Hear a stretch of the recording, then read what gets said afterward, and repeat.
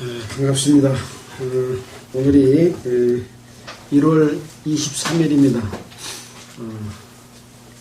1월달도 거의 다 돼가고 이제 다음 주 초에가 설날이지 않습니까? 구정 설날.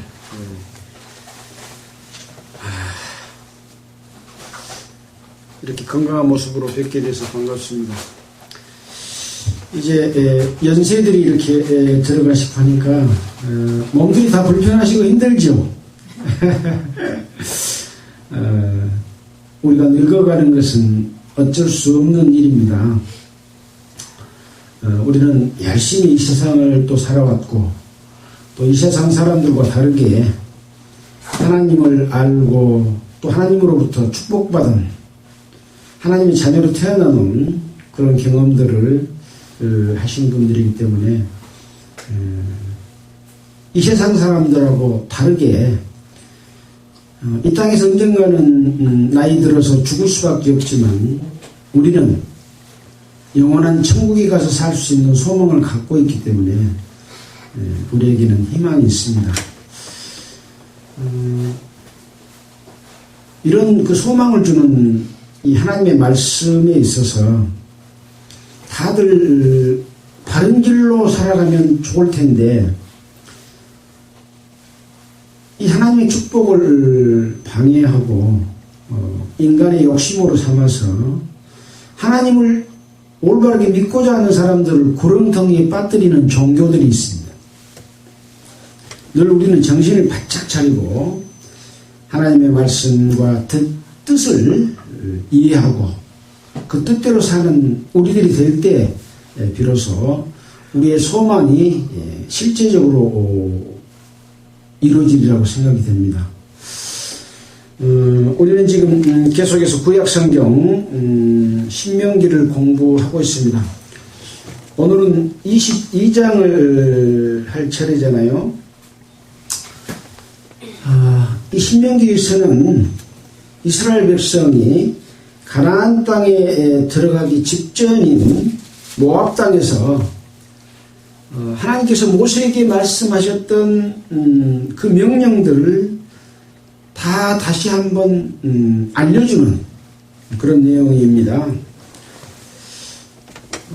이스라엘 백성들이 가나안 애굽에서 나와서 홍해를 건너서 이제 출발한 지가 40년이 다 돼가는 그러한 지점에서 지금 이야기를 하고 있는 거죠.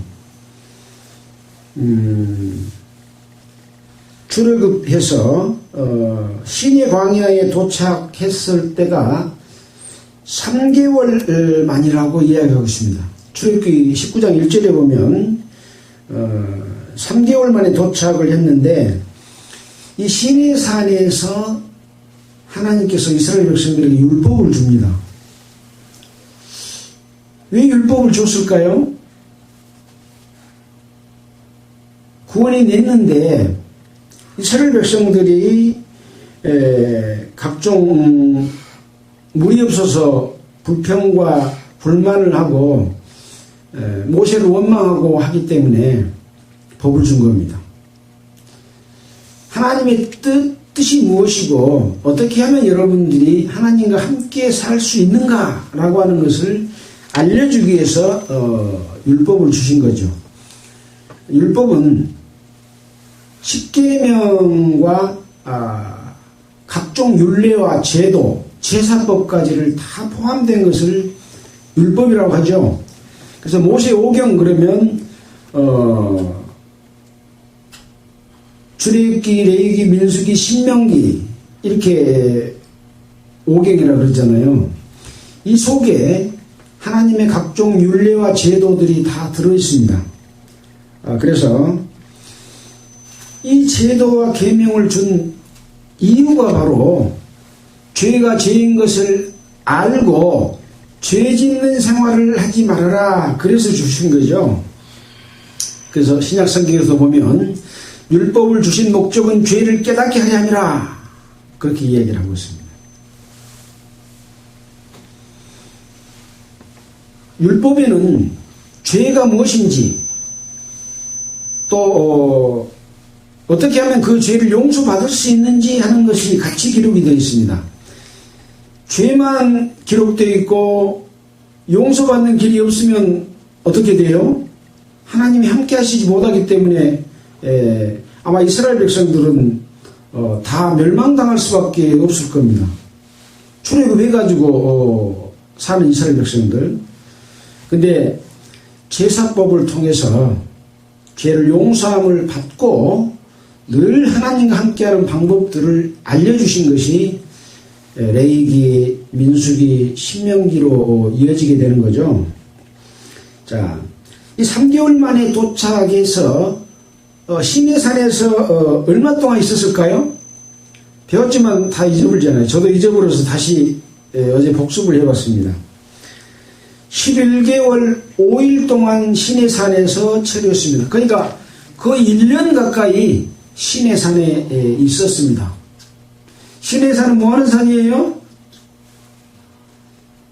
하나님이 이스라엘 백성들에게 생명의 길을 주는 그런 산입니다. 율법은 죽음의 길입니까? 생명의 길입니까? 생명의 길입니다. 어떤 것이 죄인 것을 알려주고 그 죄를 짓지 말아야만이 나와 함께 할 수 있고 약속의 땅인 가나안에 들어갈 수 있다라고 하는 그런 말씀이 이 율법의 내용이죠.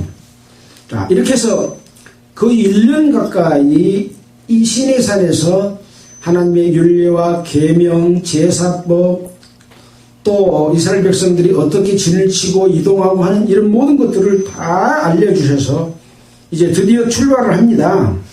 출애굽기 33장에 시내산을 떠나라. 시내산을 떠나서 이제 가나안 땅을 향해서 나아가라. 그런 거죠. 그때가 출애굽한 지 2년 2월 20일이니까 1년 2개월 20일 만에 시내산에서 출발을 합니다. 출발을 할 때 어떤 일이 있었습니까? 출애굽기 33장 잠깐 보고 가겠습니다. 출애굽기 33장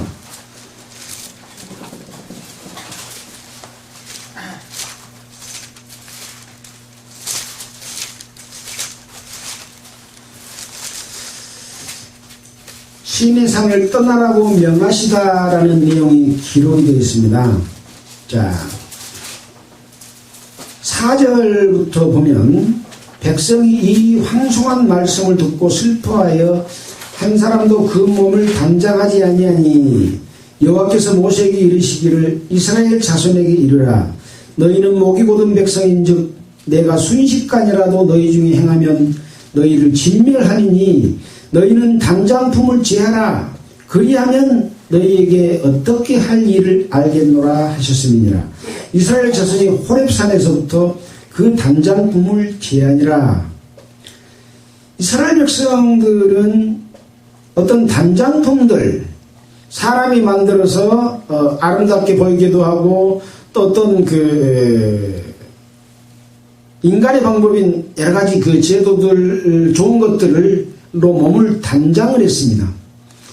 우리가 단장을 할 때는 뭘로 단장을 해야 됩니까? 하나님의 말씀으로 단장해야 되는데 자기 것으로 단장한 거죠. 자기 것, 자기 생각, 마귀의 방법으로 단장하게 되면 하나님께서 순식간이라도 너희 중에서 행하여 너희를 진멸할 것이니 단장품을 없애버려라. 그렇게 해서 이스라엘 백성들이 단장품을 제하고 출발을 했죠. 이 단장품에 관해서는 인류 역사 속에서 이스라엘 백성의 역사 속에서 늘 하나님의 뜻을 대적하고 하나님을 도전하고 마귀의 뜻을 따르는 데 이 단장품이 쓰여져 왔습니다.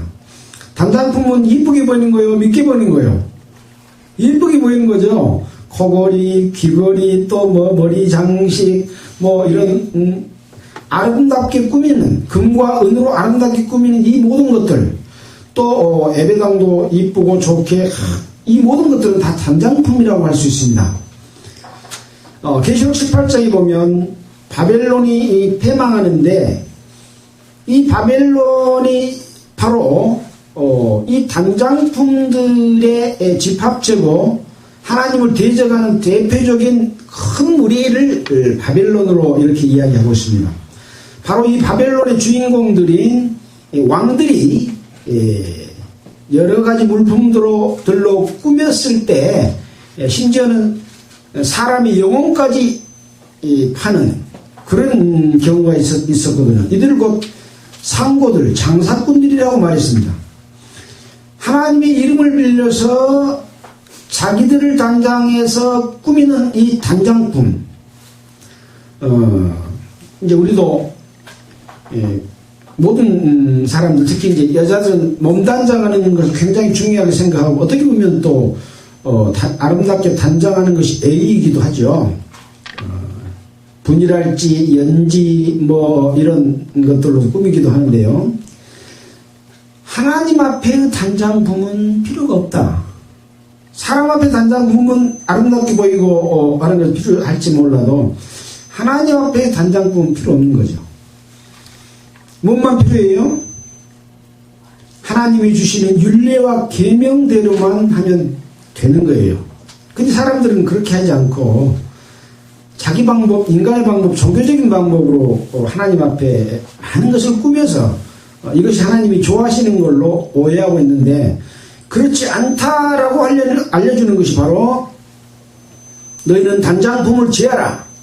그리하면 내가 너에게 어떻게 할 일을 알겠노라. 이렇게 말씀을 했습니다. 자, 이렇게 해서 단장품을 제하는 것이 하나님과 함께 하면서 나아가는 길을 제시해 준 거죠. 자, 그래서 이스라엘 백성들은 바란 광야를 거쳐서 가데스 바네아에 도착했습니다. 가데스 바네아에서 있었던 사건들이 하나가 이제 그 정탐꾼을 보내서 가나안 땅을 정탐하게 했죠. 그러니까 가데스 바네아는 가나안 땅하고 가까워요, 멀어요? 가까운 곳입니다. 얼마 만에 왔어요? 아까 출애굽한 지 3개월 만에 시내 광야에 도착했고 약 11개월 5일 동안 체류하고 있다가 바란 광야를 거쳐서 가데스 바네아에 도착한 것은 호렙산에서 출발해서 11일밖에 안 걸렸습니다. 그러니까 체류기간 빼고 나면 출애굽에서 시내산에 도착한 게 몇 개월이라 그랬습니까? 3개월. 3개월에다가 11일이면 바로 가나안 땅에 갈 수 있는 그런 거리였다는 거죠. 근데 정탐꾼을 보내서 가나안 땅을 탐지를 했는데 정탐꾼들이 보고하기를 저 땅은 무화과 나무를 둘이서 메고 올 만큼 기름진 땅이고 하나님이 축복하신 땅입니다. 그런데 그 땅에 살고 있는 족속들이 너무나 장대하고 옛날에 리베롯 같은 그런 큰 장수들이 있어서 우리는 거기 들어가면 다 죽습니다. 우리는 들어갈 수 없습니다. 그렇게 보고를 했어요.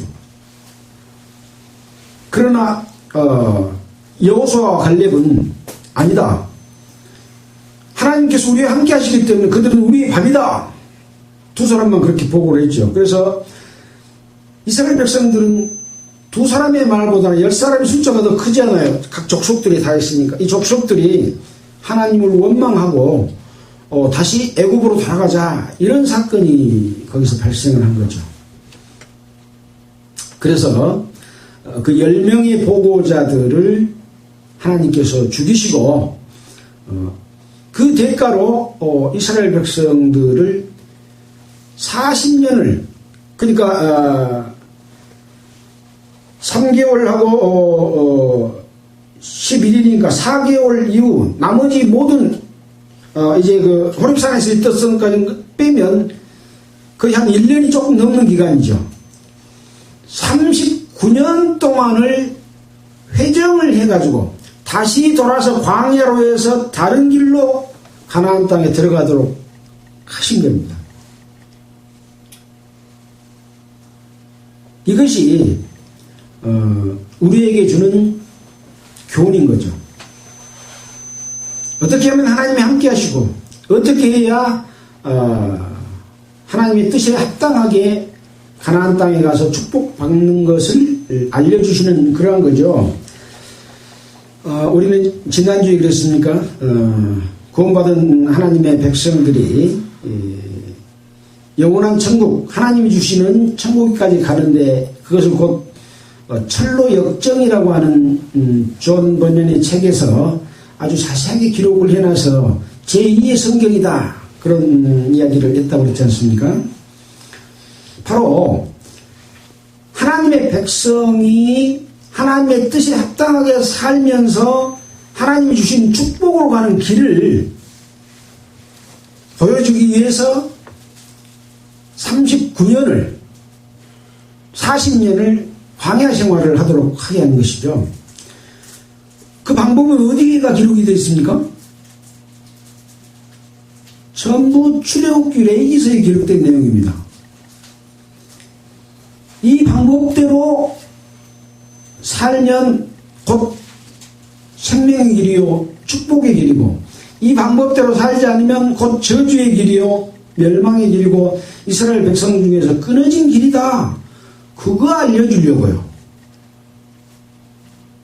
자, 그래서 마찬가지로 이제 구원받은 하나님의 백성이 이 땅에서 살아나가는 방법을 바로 이 이스라엘 백성에게서 배우는 것이기 때문에 곧 거울이다 그런 거죠.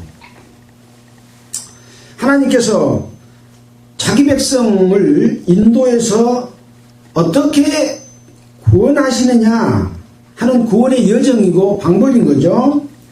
그러니까 이스라엘 백성이 이렇게 하나님이 인도하신 내용을 샘플로 보여준 거예요. 샘플로. 지금 공에 송원 펠리체도 짓고 이런 아파트 짓지 않아요. 그럼 뭘 지어요? 모델하우스 짓죠.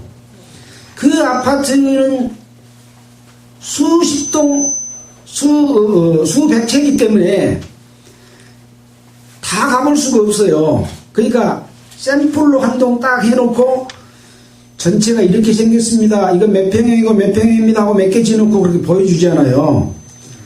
그 모델 하우스처럼 이스라엘 백성이 광야 40년을 거쳐서 가나안 땅에 들어갈 수 있는 사람은 이런 사람들이다 하고 샘플로 보여준 거라니까요. 자, 우리 세상에서도 죄를 지면 벌을 받는데 1심, 2심, 3결이 있는데 대법원 판례를 항상 인용을 해요. 이런 사건이 있고 이런 죄가 있으면 이렇게 되면 얼마 정도 처벌을 받는다. 그게 대법원 판례입니다. 이것은 죄가 된다. 이건 죄가 안 된다.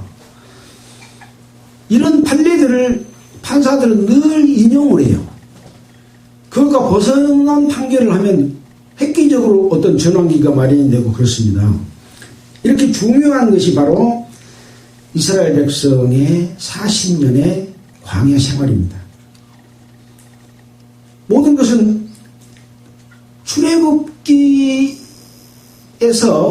시내산에서 말씀하셨던 내용 가지고 살아야 되는 거죠.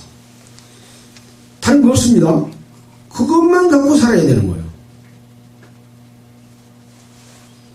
우리는 그동안에 그것을 공부를 했습니다. 샘플을 보면 이제 집을 살 사람은 뭘 해요? 예, 진짜 건축된 집을 사지요. 샘플 본대로 지어져야 됩니까? 다르게 지어져야 됩니까? 샘플 본대로 지어져야 되는 거죠. 만약 집을 다르게 지어놓고 샘플하고 거짓말을 했다라면 그 계약하겠습니까? 안 하겠죠. 마찬가지입니다. 이스라엘 백성이 샘플인데 하나님께서 우리에게 주시는 축복은 이 샘플대로 주지 딴 것 갖다 놓고 주지 않는다 이런 얘기죠. 근데 이것은 이스라엘 백성의 역사니까 우리하고는 관계없어. 율법은 죄를 깨닫게만 하는 것이야. 그렇게 말하면 안 되는 거죠. 이것은 이스라엘 백성들에게 시내산에서 주는 각종 윤리와 계명들은 이스라엘 백성들 괴롭히려고 주는 것이 아니에요. 그것을 깨닫고 알아서 제사 지내서 하나님 앞에 다시 돌이켜서 온전한 거룩한 자가 되어야만이 내가 거룩하니 너희도 거룩하기 때문에 함께 할 수 있다. 그걸 알려주는 것이거든요. 그래서 바로 이 길은 하나님의 길이고 생명의 길이고 진리의 길입니다. 지금 이런 내용을 우리는 쭉 공부하고 이제 신명기서를 지금 공부하고 있거든요. 자, 이 신명기서는 출애굽기, 레위기, 민수기의 내용을 총 정리해서 이제 진짜 가나안 땅에 들어가서 어떻게 살아야 될 것을 말씀해 줍니다. 가나안 땅에 살 때는 그동안에 배웠던 내용이 필요 없을까요? 그대로 살아야 될까요? 가나안 땅에 들어가서 이렇게 살아라고 다시 알려주고 있는 거라니까요. 그래서 가나안 땅은 하나님이 주시는 최종 목적지는 아니라는 말씀 제가 여러분 드렸잖아요. 그것도 가나안 땅까지도 모델입니다. 네, 그래서 이스라엘 백성들은 이제 이 신명기가 끝나고 나면 여호수아가 이스라엘 백성들을 이끌고 가나안 땅에 들어갑니다. 들어가서 산 내용이 구약 성경에 기록되어 있잖아요. 여호수아, 사사기, 룻기, 사무엘상, 사무엘하, 열왕기상하, 역대상하, 에스라, 느헤미야, 그리고 이사야부터 말라기까지 이스라엘 백성들이 살았던 역사가 기록이 되어 있어요. 그 역사 속에서 이 시내사연에서 배운 말씀들을 그대로 지키며 살았냐 안 지키며 살았냐 그거에 따라서 벌을 주고 축복을 주는 내용을 기록해 놓은 것이 구약 성경 전체입니다. 이 구약 성경하고 신약 성경하고는 연결된 내용입니까? 끊어진 내용입니까? 연결된 내용입니다. 이 말라기 다음에 이제 마태복음이 시작되지 않아요? 예수님께서 오셨습니다. 구약 성경에 예언된 대로 오셨습니다. 구약 성경은 거울이라고 한다면 예수님은 실체입니다. 그림자를 거울을 모델하우스를 실제 살집으로 이루러 오신 분이 예수님입니다. 이스라엘 백성들은 5가지 제사를 지냈다 그랬잖아요. 레위기의 5 제사, 번제, 소제, 화목제, 속죄제, 속건제 이런 제사를 드렸는데 죄를 지면 제사를 지내는데 전에 지은 죄만 용서를 해요. 그날부터 다시 또 죄를 지면 또 임무서나 송아지를 또 잡아야 돼요. 그래서 제사를 1년에 한 번씩 대속죄일 제사를 계속 지냈어요. 근데 예수님은 이 제사를 한 번만 지내고 효과는 영원히 제사를 한 번 지냈는데 나중에 지을 죄까지 제사를 다 지내나 본 거예요. 그 말을 잘 생각해야 됩니다. 죄는 지어야 죄지요. 그렇죠? 죄를 짓지 않으면 죄가 아니에요. 근데 나중에 지을 죄를 용서했다는 말은 뭐냐? 나중에 죄를 지어도 그것 때문에 제사 드릴 필요는 없다 그 말입니다. 그러면 제사 전에는 지낼 필요는 없는데 그러면 모든 사람이 죄가 다 용서됐기 때문에 이 세상 사람들이 다 하나님의 자녀가 됩니까? 안 되죠. 어찌해야 됩니까? 예수님은 금년 2022년이니까 뭐 4년 차이 빼고 2022년 전에 돌아가셨는데 우리는 그 뒤에 태어났어요? 그 전에 태어났어요? 그 뒤에 태어났어요. 근데 그때 제사 지낸 예수님의 피가 그 뒤에 태어난 사람도 용서해 주는 거예요. 예. 그래서 제사의 효과가 영원하다. 근데 어떨 때만 용서해 주냐? 회개할 때만 용서해 줍니다. 회개하고 그 예수님의 피가 우리 죄를 구원했다고 하는 것을 받아들인 사람만 용서해 주죠. 회개는 어쩔 때 회개합니까? 죄를 지었을 때 회개하죠. 잘못했을 때 회개하잖아요. 나는 죄진 적이 없어. 나는 잘못한 적이 없어. 그러면 예수님한테 올 필요가 있어요, 없어요? 없잖아요. 그래서 예수님께서 내가 이 땅에 온 것은 의원은 병든 자에게만이 필요한 것처럼 나는 죄인을 용서해 주러 왔기 때문에 죄인만이 나한테 필요하다. 의인은 필요 없다. 그렇게 말씀하셨잖아요.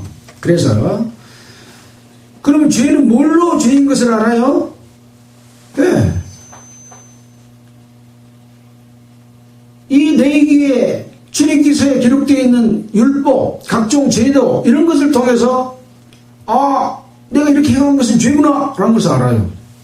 그래서 돌이키면 하나님의 자녀로 태어나죠.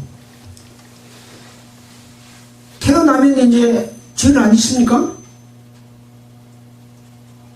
태어나도 죄 짓잖아요. 그래서 죄의 종류가 굉장히 많은 거예요. 제사법을 줬는데 제사법대로 제사를 안 지내도 죄예요. 심지어 대제사장인 아론의 두 아들이 다른 불로 제사를 지내니까 하나님이 죽여버렸잖아요. 제사장도. 그래서 하나님의 자녀도 이 죄를 지으면 제사를 지내야 돼요. 근데 제사는 예수님이 지내놨잖아요. 그 제사의 효과가 나에게 되려면 어째야 돼요? 내가 하나님의 백성으로 태어났지만 이런 잘못을 했으니까 하나님 용서해 주십시오. 다시는 그렇지 죄 안 지켰습니다. 하고 나아가면 옛날 흘려놓은 예수님의 피가 영원한 효과가 있어가지고 나의 죄를 다시 용서해서 원상으로 돌려주는 거예요. 하나님과 관계를 화목하게 해줘요. 죄를 고백하고 돌이켰을 때 안 돌이키면요. 안 돌이키면 그건 어디서 배워야 됩니까? 이스라엘 백성이 율법을 주고 계명을 주고 제사법을 줬는데도 안 지킬 때 어떻게 됐는가가 거울이에요. 이스라엘 백성이 하나님의 각종 율법과 계명들을 지키지 않았을 때 이스라엘 백성에서 끊쳐진단 말이 몇 번이나 나왔습니까? 수십 번 나왔죠. 이스라엘 백성에서 끊쳐지리라. 또 이런 자는 죽여라. 하나님의 백성 아닌 백성을 그렇게 율법으로 죽였습니까? 하나님의 백성을 죽였습니까? 하나님의 백성을 죽였습니다. 하나님의 백성을 자기 백성에서 쫓아내버렸습니다. 구원받은 하나님의 자녀들이 살아나가면서 잘못된 길을 갔을 때 돌이켜 회개하면 예수님의 피가 영원한 효과가 있어갖고 용서해 줘요. 근데 안 돌이키면요, 용서 안 해주시죠. 그것을 보여주는 것이 이스라엘 백성의 이 레위기, 민수기, 신명기의 내용입니다.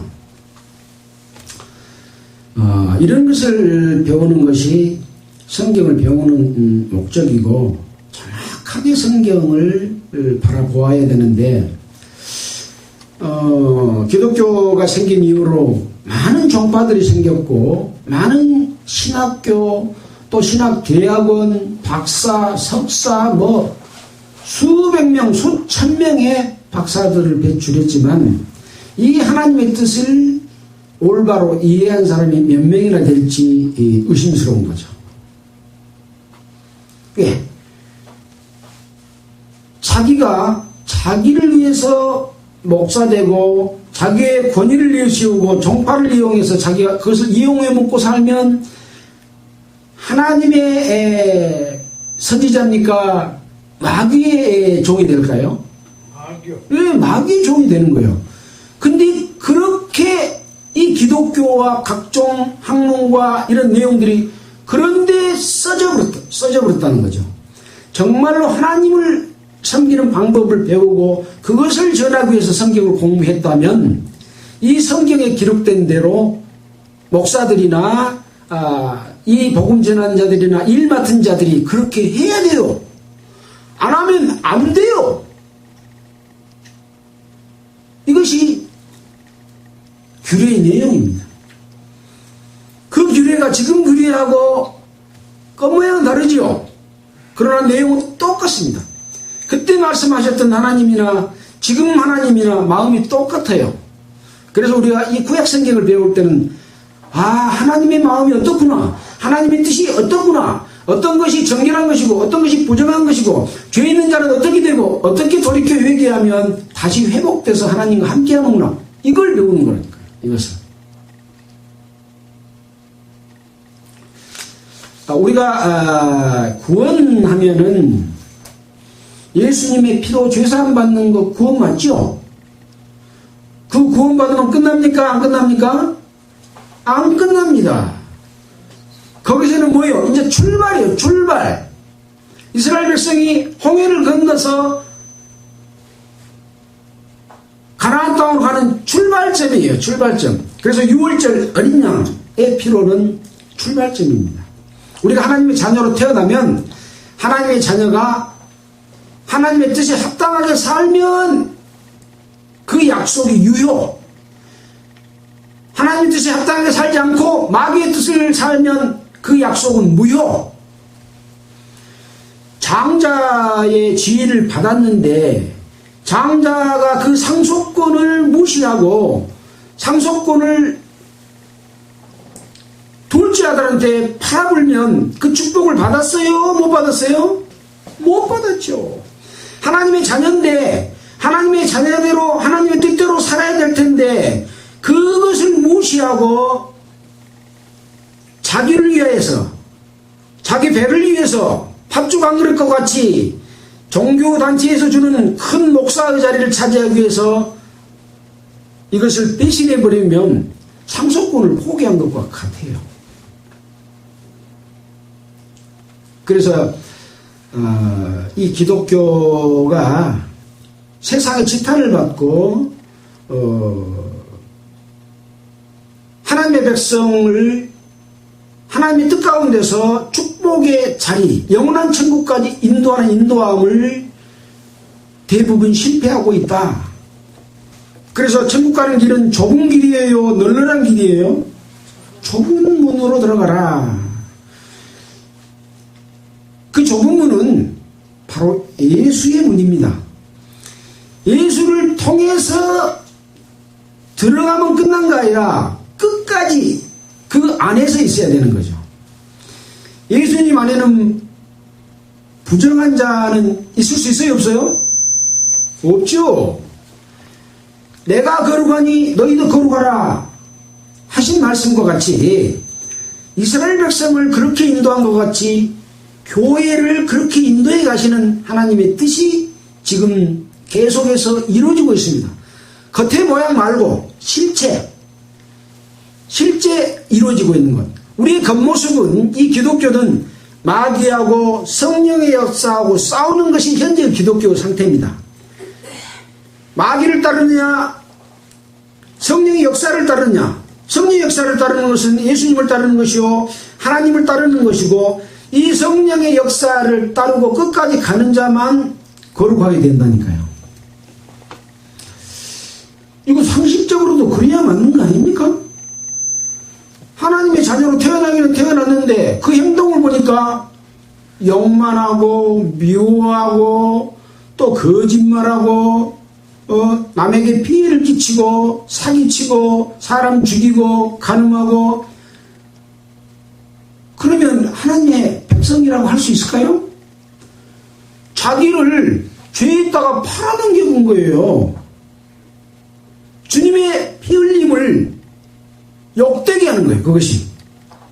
그래서 신약 성경에도 예수님의 피의 은혜를 깨달은 자가 다시 고의적으로 죄를 지면 다시 속죄하는 제사가 없다 라고 말씀하면서 하나님의 손에 빠져 들어가는 것이 무서울진저 라고 이렇게 말씀을 하고 있잖아요. 자, 이런 내용에 대해서 구원받은 이후에 어떻게 살아야 되는 부분들은 이스라엘과 교회의 역사를 대조해서 표를 만들어가면서 한번 정리해봐야 되겠다, 그런 생각을 한번 했습니다. 여러분도 그런 생각을 갖고 한번 성경을 보시면 좋겠고요. 자, 오늘은 좀 서론을 길게 이야기를 했습니다. 오늘의 내용은 좀 짧은 내용이어서 이스라엘 백성과 우리 교회와 비교하면서 하나님의 뜻을 이해하기 위해서 성경 전체는 한 부분씩만을 보면 아주 왜곡되게 잘못될 수가 있기 때문에 그 흐름을 잘 보고 지금 누가 누구에게 어떠한 상황에서 말씀하고 있냐 하는 것들을 이해해야만이 올바로 이해가 될 수 있기 때문에 좀 길게 말씀을 드렸습니다. 우리가 지난주에는 21장에서는 가나안 땅에 들어가서 사람을 죽였는데 죽인 자를 알지 못했을 때는 어떻게 해라, 또 여자를 포로로 잡았는데 아내로 삼을 때는 어떻게 하고 그 아내하고 헤어질 때는 어떻게 해라, 또 장자의 상속권을 받았을 때는 어떻게 해라, 또 폐해가 나들에 대해서는 어찌라, 반드시 죽여라, 가나안 땅에 들어가서 가나안 땅을 더럽히지 말라, 그런 내용에 대해서 공부했잖아요. 자, 오늘의 22장의 내용은 이스라엘 백성이 살아가는 데 대한 일반적인 지켜야 될 규례들을 기록해놨습니다. 자, 보면서 한번 생각해 보겠습니다. 22장 1절, 내 형제의 우양의 길 잃은 것을 보거든 못 본 채 하지 말고 너는 반드시 끌어다가 네 형제에게 돌려줘라, 그 말입니다. 이스라엘 백성 중에서 형제가 있는데 형제의 소나 양이 길을 잃어버렸어. 그럼 어쩌라고요? 반드시 끌어다가 형제에게 돌려줘라. 그거 네가 차지하지 말고 돌려줘라. 네 형제가 너에게서 너무 멀어. 또 네가 혹 그를 알지 못하거든 그 짐승을 네 집으로 끌고 와서 네 형제가 찾기까지 그것을 보관해 두었다가 반드시 돌려줘라. 이거 구원받은 하나님의 백성으로서 당연히 지켜야 될 그런 일이죠. 이스라엘 백성도 당연히 지켜야 될 일반적인 그런 일입니다. 이것이 하나님의 백성으로서 올바른 삶이다, 그런 거죠. 이거 어렵습니까? 당연히 지킬 일이죠. 네. 그런 걸 기록해놨어요. 자, 의복이라도 그렇게 하고 형제의 어떤 물건이든지 네가 얻었거든 다 그리하고 못 본 채 하지 말아라. 네 형제의 낙이나 소가 길에서 넘어진 것을 보고도 못 본 채 하지 말고 너는 반드시 그 형제를 도와서 자빠진 소나 나귀를 일으켜줘라. 도움을 줘라. 구원받은 사람 이렇게 안 한 사람 있습니까? 다 그렇게 해야죠. 하나님의 자녀들은 이렇게 해야 된다는 거죠. 소나 양이 이래져 갖고 있는 것을 보니까, 저거 보니까 우리 동생 거예요, 우리 형제 거예요, 무슨 자매 거예요. 그럼 싹 잡아다가 무거우면 돼요, 안 돼요? 안 되죠. 그런 거 이야기해 놓은 겁니다. 자, 5절입니다. 여자는 남자의 의복을 입지 말 것이요 남자는 여자의 의복을 입지 말 것이라. 이같이 하는 자는 네 하나님 여호와께 가증한 것이다.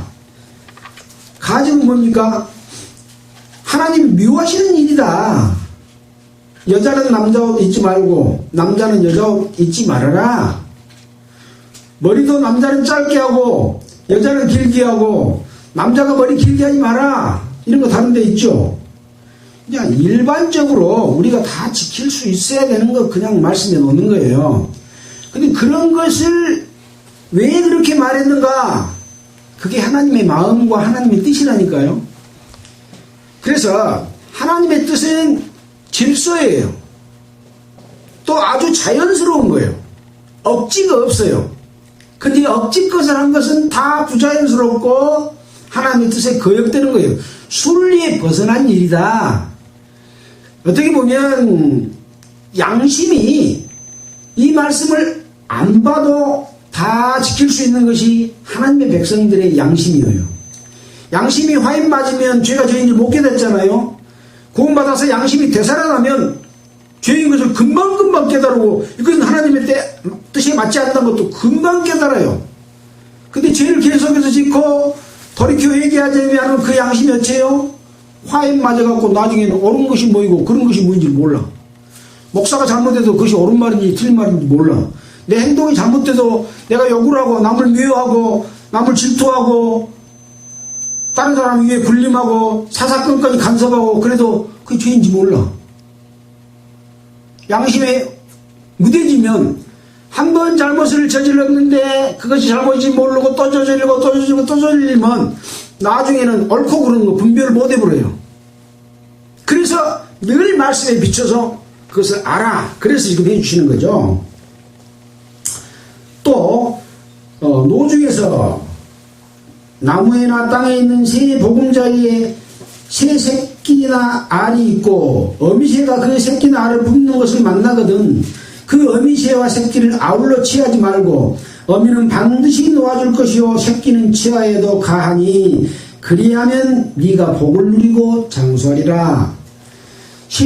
새하고 알하고 같이 있는데 새도 잡아먹어 불고 알도 갖다 삶아먹어 불면 안 된다. 알은 가지고 가서 삶아먹되 어미새는 풀어줘라. 그러면 네가 복을 얻고 장수한다. 이 생명이 이어져 오는 거지요. 우리가 다가를 이렇게 내서 먹지만 다가를 계속 나기 위해서는 어미를 길러줘야 되는 것이잖아요. 마찬가지로 자연의 순리 가운데 있어서 생명의 법칙과 질서를 유지하도록 너는 생각하고 그렇게 행동해라. 그런 거죠. 이제 가축은 좀 다른 측면이 있지만 우리가 이 자연의 질서 속에서 이렇게 해야 된다라고 하는 것을 알려주고 있어요. 이건 누구나 알 수 있는 일입니까? 모르는 일입니까? 자연스러운 질서인데 미처 생각 못할 수도 있어요. 그러니까 이런 것을 알려주면서 이런 것이 질서다. 생명을 유지하고 자연을 유지하는 방법이다. 근데 인간은 자기의 욕심을 위해서 우주 만물에 있는 모든 것들을 땅속에 있는 것 다 파서 끌어올리고 태워서 없애고 이렇게 하다 보니까 자연 환경이 파괴됐잖아요. 기후위기가 생겼잖아요. 또 지진도 더 많이 일어나고 이런 일들이 계속해서 일어난 것은 인간이 질서를 무시하고 자연을 함부로 다뤘기 때문에 이런 일이 일어난 거예요. 자업자득인 거죠. 자, 또 8절에 보면 네가 새 집을 건축할 때 지붕에 난간을 만들어서 사람으로 떨어지지 않게 하라. 그 피를 흐른 죄가 네 집에 돌아갈까 하노라. 집을 만들 때 이 슬라브 집을 만들면 위에가 평평하잖아요. 가에다 뭘 만들어요? 네, 안 떨어지게 난간을 만들어 가지고 뺑 눌러서 쳐서 칸도 얘들도 안 빠지게 이렇게 해서 만들어 놓잖아요. 그렇게 만들어서 네가 지은 집 때문에 거기에 올라가서 떨어져서 누가 죽은 사람이 없도록 해라. 이것은 안 가르쳐줘도 우리 양심이 다 아는 그런 내용이에요. 지금 광주에서 집을 헐다가 무너지고 집타가 무너져서 얼마나 많은 사람들이 죽었어요? 왜 그랬습니까? 돈 싸게 해가지고 법을 어겨서 돈 많이 벌라고. 네. 욕심이 정해진 룰을 지키지 않았기 때문에 집이 무너지고 짓던 집도 또 무너진 거예요. 텔레비전 나오잖아요. 성경에 아파트 질 때 그렇게 하지 마라 그런 내용은 없어요. 그러나 알 수 있어요, 없어요?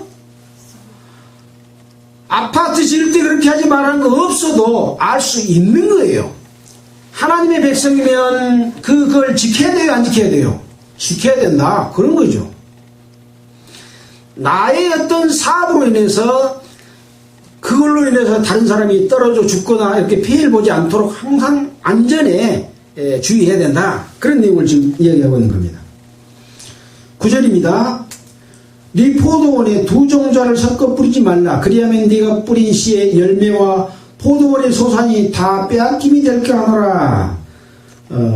밑에 성물이 될까 하노라. 너는 소와 나귀를 결의하여 갈지 말며 양털과 배실로 섞어 짠 것을 잊지 말지니라. 입는 겉옷 내 귀에 술을 만들지니라. 하여튼 종자도 섞어 뿌리지 말아라 라고 하는 내용이 기록되어 있고, 또 소하고 나귀하고 한 멍에를 씌워서 두 개가 같이 가게 하지 마라. 또 양털하고 배실하고 섞어서 짠 것을 입지 마라. 이거 뭔가 다 순리에 관한 부분이거든요. 이런 순리에 어긋난 것은 해서는 안 된다. 또 입는 겉옷 내 귀에 술을 만들지니라. 술이 뭡니까? 그 내 귀 끝터리에 여러 가닥의 작은 실을 다는 걸 술이라고 합니다. 이런 걸 해라, 뭐 그런 내용이고요. 자, 13절부터는 순결에 관한 법이라고 해놨습니다. 누구든지 아내를 취하여 그와 동침한 후에 그를 미워하여 비방거리를 만들어서 그에게 누명을 씌워 내가 이 여자를 취하였더니 그와 동침할 때 그녀의 처녀인 표적을 보지 못하였노라 하고, 그 처녀의 부모가 처녀의 처녀인 표를 얻어가지고 그 성읍문 장로에게로 가서 처녀의 아비가 장로들에게 말하기를 내 딸을 이 사람에게 아내로 주었더니 그가 미워하여 비방거리를 만들어 말하기를 내가 내 딸의 처녀인 표적을 보지 못하였노라 하나.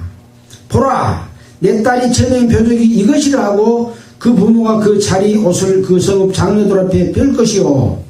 그러니까 아내를 데리고 이렇게 동침했는데 처녀인데 처녀가 아니라고 이렇게 만들어서 쫓아내려고 할 때 그 처녀의 부모가 그와 동침할 때 그 자리 옷을 성읍 장로들에게 가서 펴가지고 봐라, 이것이 처녀의 증거다 하고 제시해서 그 억울함을 면하게 해라, 그런 내용을 기록하고 있습니다.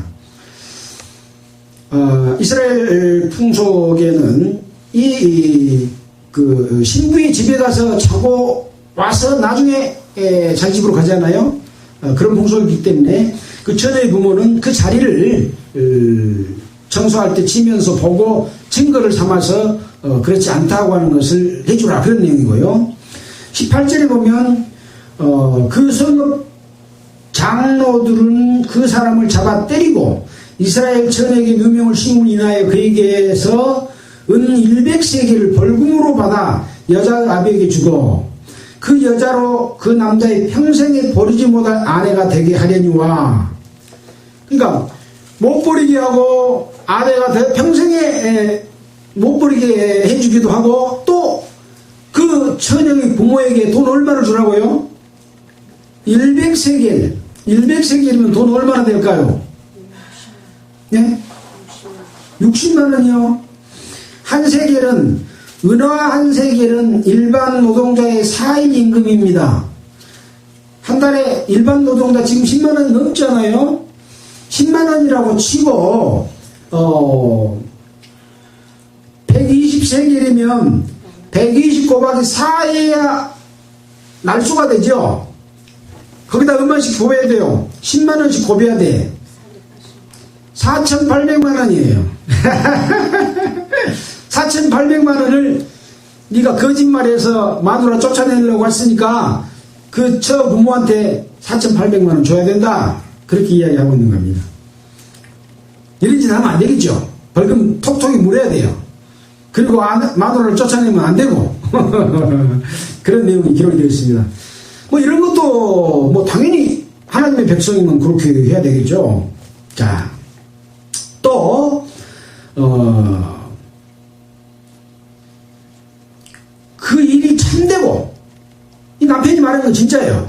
그 처녀에게 표적이 없거든 처녀를 그 아비 집 문에 끌어내고 그 성읍 사람들이 그를 돌로 쳐 죽일지니 이는 그가 그 아비의 집에서 창기 행동을 하여 이스라엘 중에 악을 행하였습니다. 시집가기 전에 다른 남자하고 관계를 갖고 그런 창기 행동을 하면서 시집을 갔으면 그 아비의 집에서 끌어내서 돌로 쳐 죽이라, 이렇게 이야기하고 있습니다. 순결을 강조하고 있는 그런 내용으로 볼 수 있습니다. 왜 그렇게 엄하게 했냐? 너는 이와 같이 하여 너희 중에 악을 제하라, 그런 내용인 거죠. 하나님 앞에 부정한 것은 하나님은 용납하지 않으신다는 것을 우리는 하나님의 마음을 알 수가 있어요, 없어요? 하나님의 마음인 거예요. 이렇게 하는 것은 하나님의 마음이에요. 그것을 알아라, 그런 내용이죠. 그리고 또 남자가 유부녀와 통관함을 보거든 그 통관한 남자와 그 여자 둘 다 죽여서 이스라엘 중에서 악을 없애라. 이것도 하나님의 마음이에요. 하나님을 섬겨야 되는데 마귀를 섬기면 마귀도 없애고 그 섬기는 그 백성도 없애라, 그거하고 같은 거죠.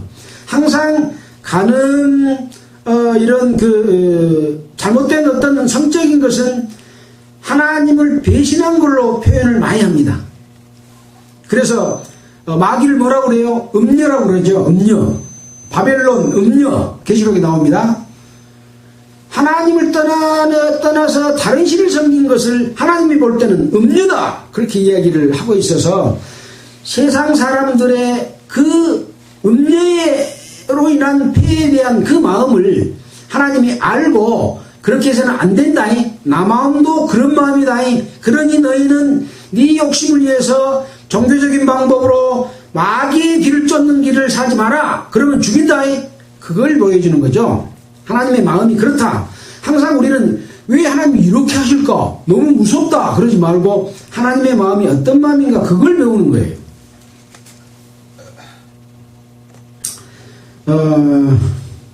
처녀인 여자가 남자와 약혼한 후에 어떤 남자가 그를 성읍 중에서 만나 통관하면 너희는 그들 둘 다 성읍으로 끌어내고 성읍문으로 끌어내고 그들 돌로 쳐 죽일지니 그 처녀는 성읍 중에 있어서도 소리 지르지 아니하였으며 그 남자는 그 이웃의 아내를 욕보였으니라.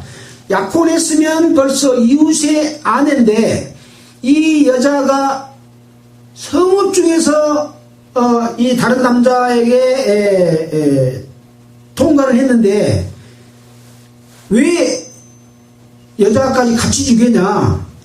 여자도 이 남자와 통관을 했기 때문에 그렇다. 그래서 둘 다 죽여야 된다라고 하는 거죠. 자, 그 다음번에는 또 어떤 내용이 나오냐면, 만일 남자가 어떤 약혼한 처녀를 들에서 만나서 강간을 했을 때는 처녀는 살리고 남자는 죽여라. 왜 그럴까요? 성읍에서 만나면 소리치면 딴 사람이 구해줄 수 있었기 때문에 소리 안 쳤으니까 여자도 죽여라.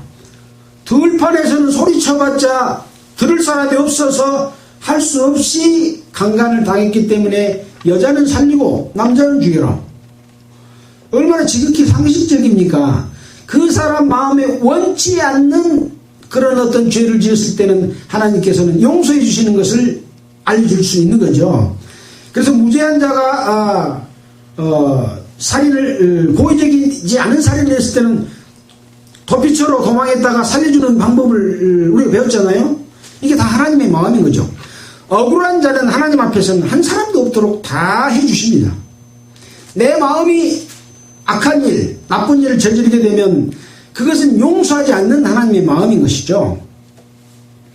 자, 28절. 만일 남자가 어떤 약혼하지 아니한 처녀를 만나 그를 붙들고 통관을 하는 중 그 두 사람이 발견되면 그 통관한 남자는 그 처녀의 아비에게 은 50세겔을 주고 그 처녀로 아내를 삼아라.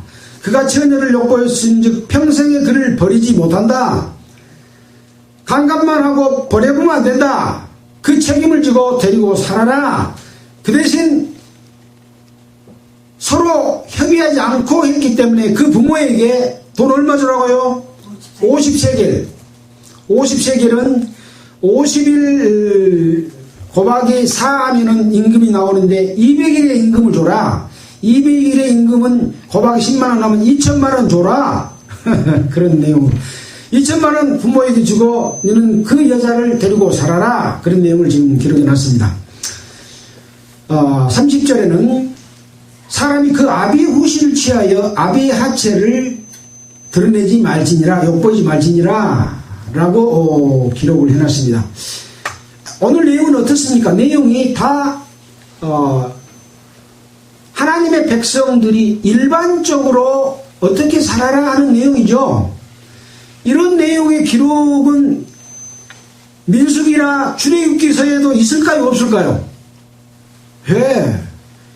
똑같은 내용은 아니지만 비슷한 내용들이 많이 기록이 되어 있어서 이미 이스라엘 백성은 이렇게 일반적으로 사는 삶 가운데서도 남에게 피해를 끼쳐서는 안 된다라고 하는 거죠.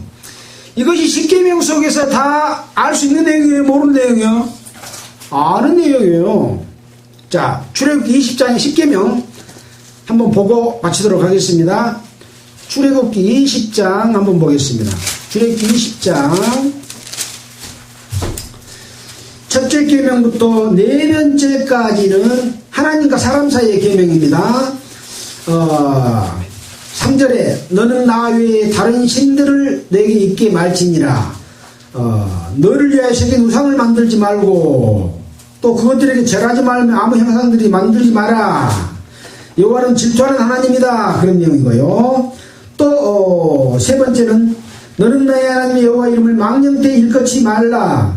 여기까지가 지금 두 번째인가요? 세 번째고요.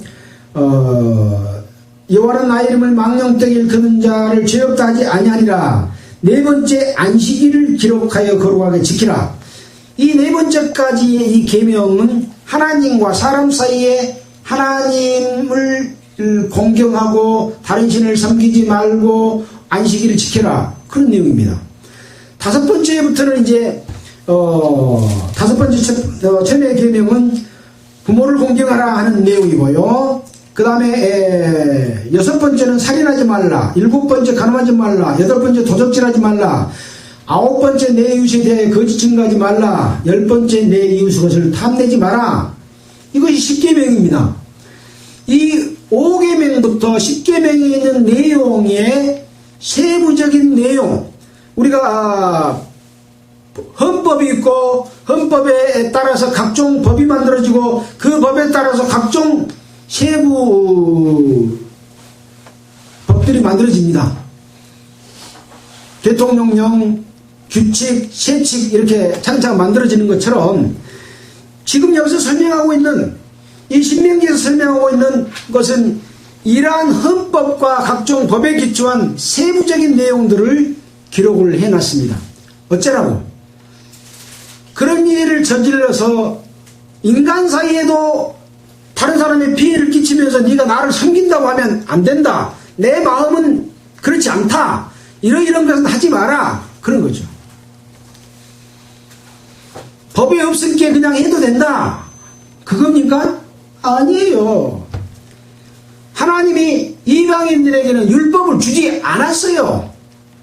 그래도 우리가 율법을 배우는 이유가 뭐예요? 하나님의 마음을 알려고 지금 배우고 있는 거예요. 이방인들 율법 준 적이 있어요? 없어요? 안 줬다고 로마서에 기록해놨어요. 율법이 없는 이방인은 그 양심의 증거가 돼서 낱낱이 그것을 죄가 죄인 것을 드러낸다. 율법 계명 숫자가 많을까요? 양심의 송사하는 숫자가 많을까요? 법에 없는데 양심으로 이것은 옳지 않다니 판별해 주는 게 훨씬 숫자가 많아요. 기록 안 해도 다 양심으로 다 판단할 수 있어요. 그것을 이야기해 주고 있기 때문에 하나님의 백성들은 양심의 입각에서 하나님의 뜻을 따라서 사는 삶. 왜 양심이 그걸 다 분별해낼까요? 양심이 곧 선악을 분별하는 잣대이기 때문에 그렇습니다. 이거 어디서 생긴 거예요? 선악은 하나님만 분별할 수 있었는데 선악과 따먹을 때 악도 무엇인지를 알려줬어요. 선악을 분별하게 됐어요. 에덴 동산에서는 악이 없었어요. 근데 마귀가 악을 만들었기 때문에 선이 무엇이고 악이 무엇인 것을 하나님이 분별하도록 양심을 딱 심어준 거예요. 양심이 살아난 거예요. 양심이 살아나니까 자기가 하나님을 떠나서 죄를 지은 부끄러움을 알고 자기를 가리려고 했잖아요. 이런 모든 역사는 성경에 다 기록되어 있는 내용이고 우리는 하나님의 마음과 뜻을 알고 지금 그런 것들을 배우고 있기 때문에 결코 어려운 내용이 아닌 거예요. 성경이 어렵다고 생각하면 안 돼요. 어려우면은 하나님이 배우지 못한 사람에게는 하나님 뜻대로 살지 못하게 할 겁니까? 아니에요. 누구든지 보고 깨닫게 되고 듣고 알 수 있도록 쉬운 내용으로 해놨는데 요상한 학문들이 하나님의 그 진리를 잡다하게 만들어서 혼란하게 만들어서 목사 말만 들으면 신앙생활 한 것처럼 사기치고 있는 거예요. 이게 마귀의 방법인 거예요. 우리는 이런 올무에 빠지지 말고 성경을 통해서 올바른 길을 찾고 하나님의 뜻대로 살아가서 모두가 이뤄지지 않고 축복받는 여러분 되시기를 바라면서 마치겠습니다. 기도하겠습니다. 하나님 아버지 감사합니다. 오늘도 기록된 말씀을 통해서 하나님의 말씀과 그 뜻을 이해하는데 함께하고 있습니다. 여기 모인 모든 사람들의 마음을 낱낱이 아십니다. 이들이 참으로 하나님을 공경하는 그런 마음을 갖도록 해주시고 또 하나님의 자녀로 태어나서 주님의 영광에 참여되는 거룩한 무리 가운데 함께할 수 있도록 인도해 주시옵소서. 우리를 보내주신 예수 그리스도의 이름으로 기도드렸습니다. 아멘.